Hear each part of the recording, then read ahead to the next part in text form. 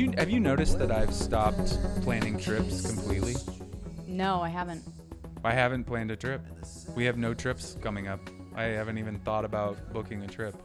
You have thought about it though. You've talked about it. Like you'll be like, "Hey, I want to do this."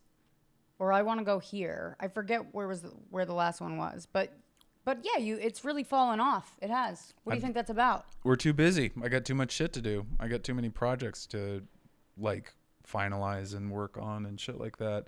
I think I would like to do what we did in Charleston again, which is like where we go to a really nice hotel and we just work all weekend. That was so fun. That would be my ideal.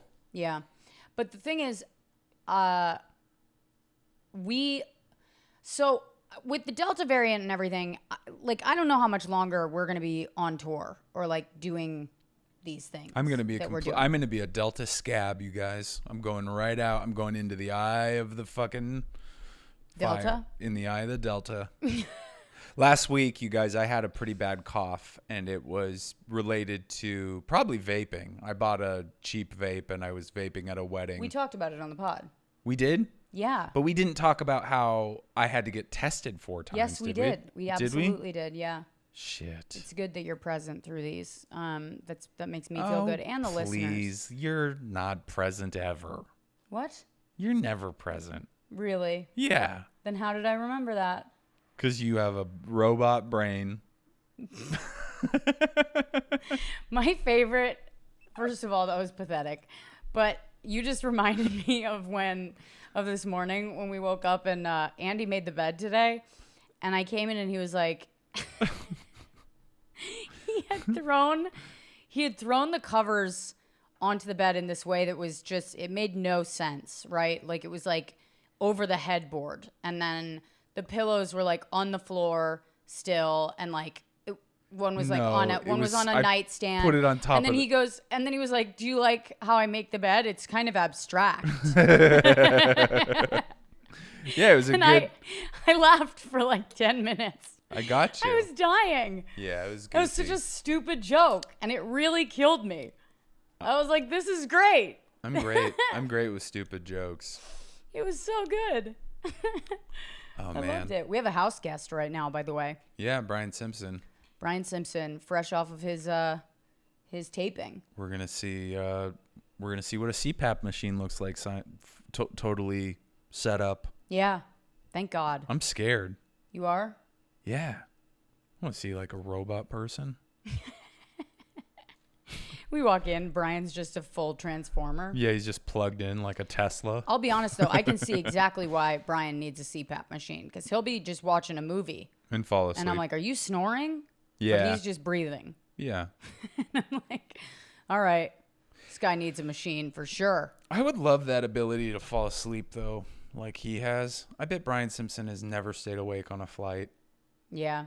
I can, I'll probably do it tomorrow night. I'll probably stay up till 4, sleep 2 hours, go take the train to the airport. Yeah. You know, I have the Sky Club now, so I'm going to enjoy a little bit of that. Mm-hmm. And then I'll get on the plane and I'll have purposely not drank a lot of coffee, and I'll have maybe taken some valerian, and I will sit there and my body will be like, I'm so fucking tired, and I'll still be wide awake.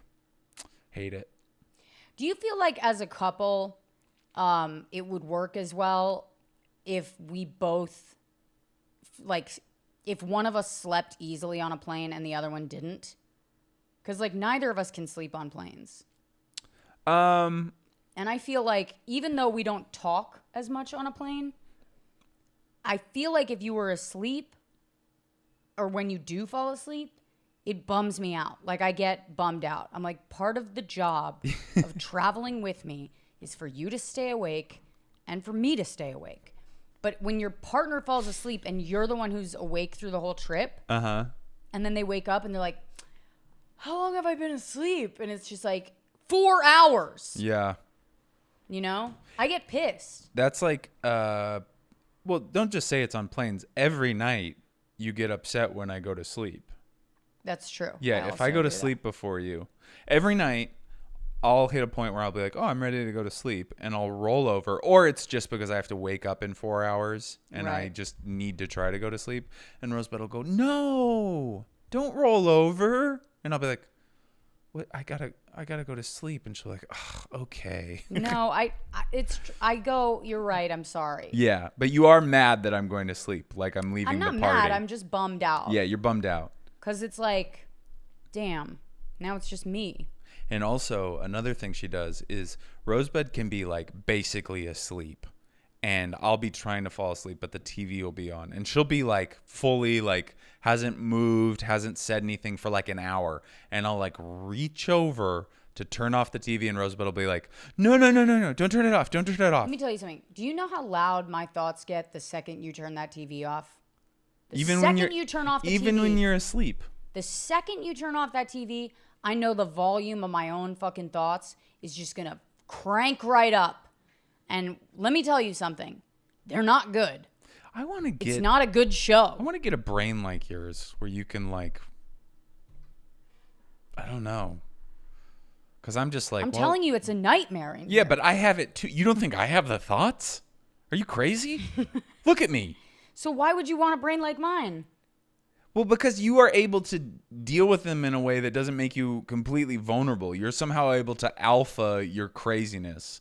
And I'm like sitting here and I'm like, my fucking hair Alpha is my thinning. craziness. I wake up crying Only in the middle of the night. when your greatest love, your love of loves possibly dies, okay?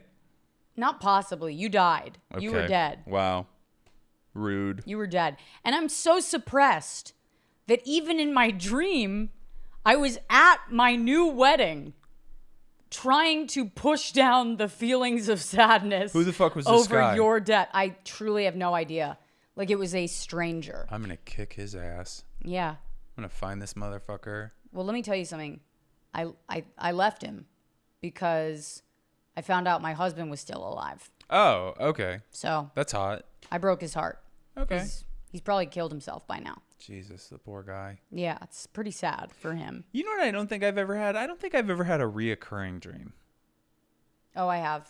Yeah, it seems like you would. Yeah, I have a reoccurring dream that I get poisoned. I've Yeah, had you it got a since big- middle school. You got a big thing about. I had a big thing about poison when I became a hypochondriac after I broke my femur, but Well, that's because you were in a hospital and they were literally poisoning you. Mine just came from just the threat of lack of control. did you know that? Like, what if you can't control your emotions in front of people? I mean, did that tape of me crying, it sounds like, to listeners of this podcast, it's going to sound like a completely different fucking person. Yeah. Just find your way.